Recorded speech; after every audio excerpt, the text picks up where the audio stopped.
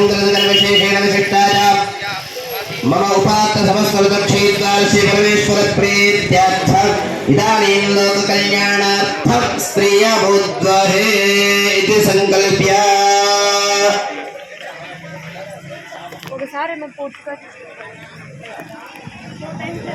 ఇక్కడ స్వామి కూడా సంకల్పం చేశారంట.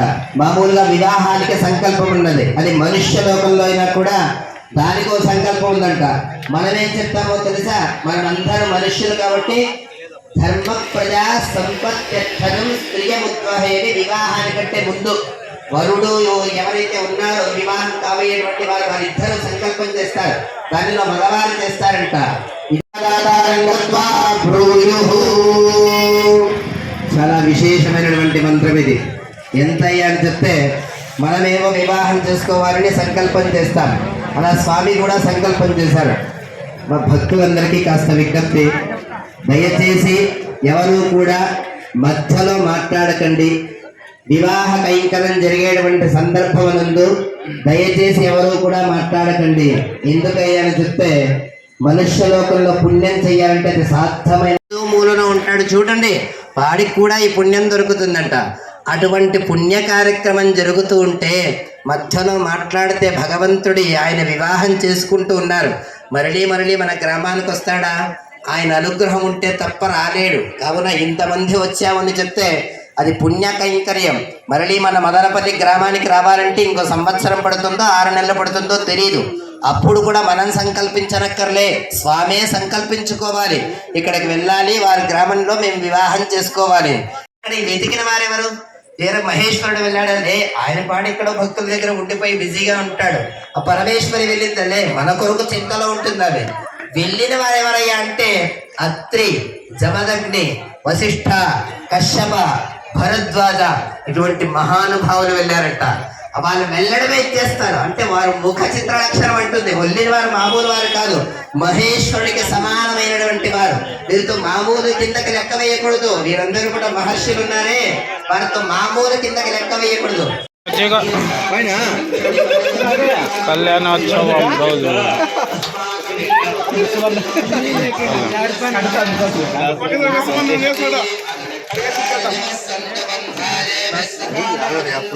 కళ్యాణోత్సవం రోజు మజ్జిగ పంచుతున్నారు. బా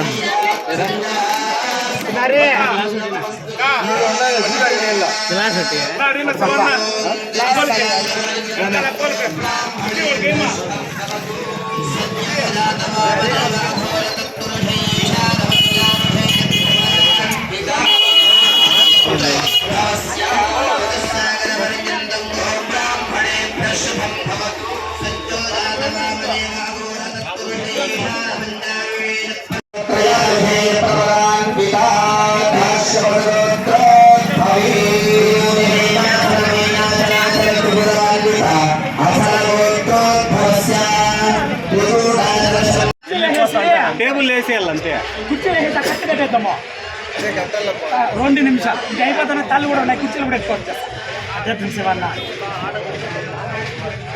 భోజనాలకి టెంకాయ కొడుతున్నారు. బా కళ్యాణోత్సవం అయిపోగానే భోజనాలు అయితే సిద్ధంగా ఉంటాయి. స్వామివారు ప్రసాదంగా తీసుకొని టెంకాయ కూడా కొట్టేశారు. రాముకు ఫోన్ చేయి, ఫస్ట్ అవన్నీ కడిగేయాలి.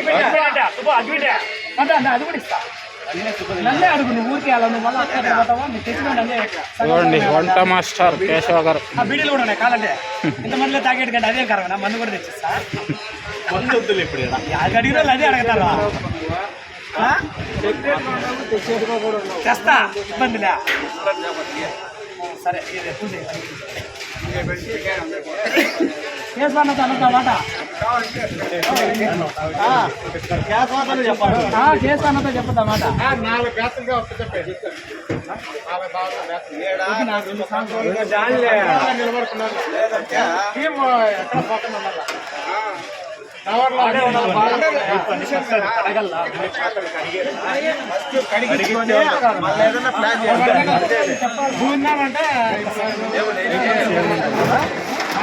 సాంబార్ ఏమో సాంబార్ కలర్ రైస్ లేక సాంబార్ పెరుగన్నం యాడ్ ఉంది ఇది అది కలర్ రైస్ ఇది కలర్ రైస్ పెరుగన్నం అది పెరుగన్నం జరుగుతుంది స్వామికి. కావున ఇది మామూలుగా ఇక్కడ లౌకికంగా కనబడుతుంది. ఏమంటే ఈ యజ్ఞోపవీతాన్ని స్వామికి వేస్తూ ఉన్నాము, కానీ మూలతః దేవత వినాయక వరసిద్ధి స్వామి వార్షికోత్సవం 18వ వార్షికోత్సవం కళ్యాణోత్సవం జరుగుతుంది.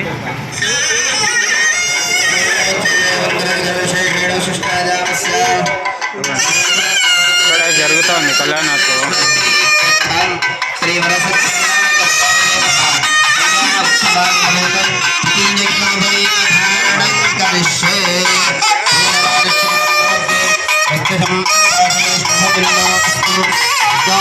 వినాయక చవితి వినాయకుడికి కళ్యాణోత్సవం జరుగుతుందండి. సౌండ్లు వినబడుతున్నాయి కదా. కళ్యాణోత్సవం కింద జరుగుతుంది అక్కడ చూశారు కదా, ఇందాకే చాలా చూపించాను మీకు.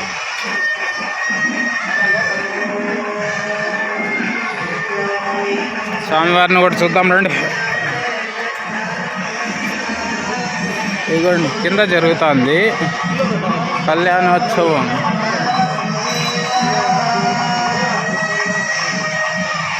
స్వామివారిని చూసేద్దాం రండి ఒకసారి. అబ్బా ఎండ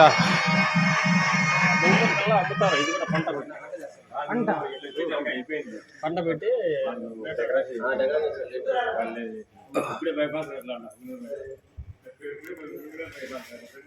ఇదిగోండి స్వామివారు గుడిలో.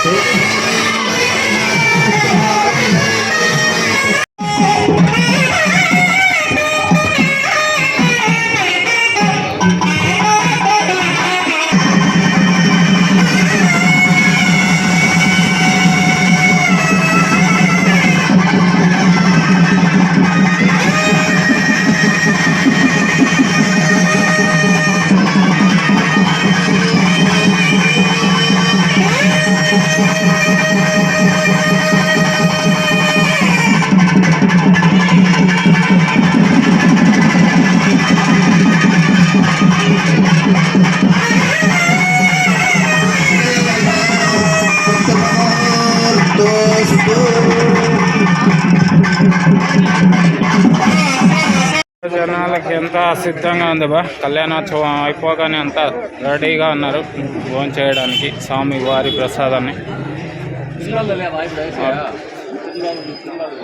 భోజనాలన్నీ రెడీ స్వామివారి ప్రసాదానికి. ఇస్తే మీద అందుకని కదా తలంబ్రాల మూడోటువంటి కర్మ చెప్తుంది వేదం.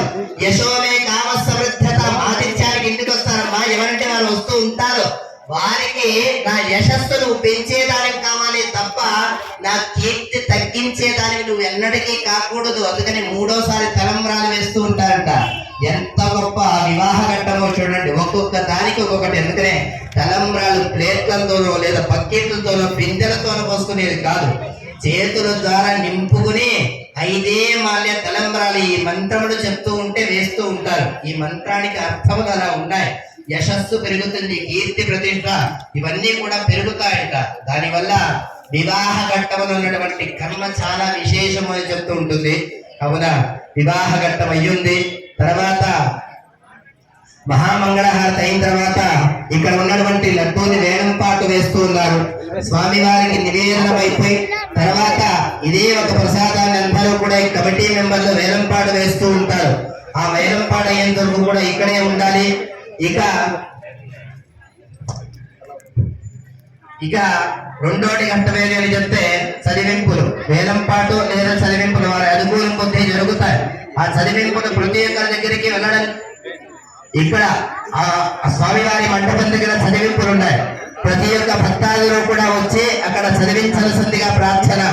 ఇక మూడోది అని చెప్తే